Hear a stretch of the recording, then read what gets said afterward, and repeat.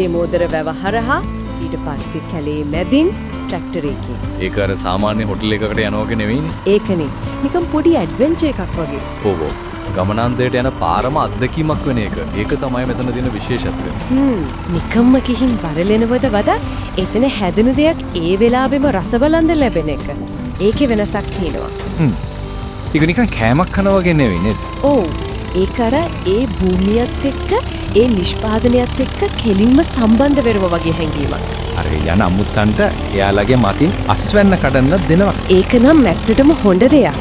අතින් ඇස්වැන්ද කඩනකොට ඊ දැනෙන දේ වෙනස්. ඒ භෝගය ගැන, ඒ වැඩේ ගැන නිකම් අයිතිකාරකමක් වගේ එනවා. ඒක නිකම්ම සංචාරයක් නෙවෙයිනේ එතකොට. එයාලා ගිය දවසේ වැස්සලු. ඉතින් සත්තු නම් එච්චර පේන්නේ නැහැ.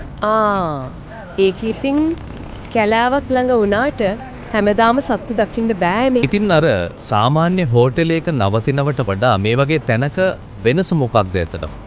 මම හිතන්නේ අර සාධක කීපයක් එකතු වෙනවා. අර අමුතු ගමන, ගොවිපලියක් දැකීම, අතින් අස්වැන්න කඩපු එක. ඒ ඔක්කොම එකතු වුණාම ඒක නිකන් මතකයේ හිටින පුද්ගලිකව සම්බන්ධ වෙන්න පුළුවන් දෙයක් වෙනවා. නිකක් නවාතනක් විතරක් නෙවෙයි, දර්ශන බලනවා විතරකුත් නෙවෙයි. හරියට. ඒක අර ඒ ජීවන රටාවට, ඒ පරිසරයට එකතු වෙනවා වගේ. හරි. ඉතින් අවසාන වශයෙන් අපි මෙහෙම හිතමුද?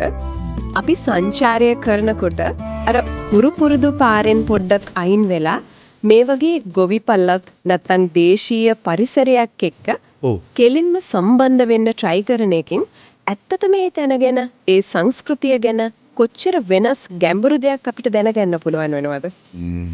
ඒක නිකන් සංචාරයකට වඩා එහා ගිය දෙයක් නේද? ඒක තමයි. ඒක ගැන හිතන්න දෙයක් ඉතුරු කරනවා.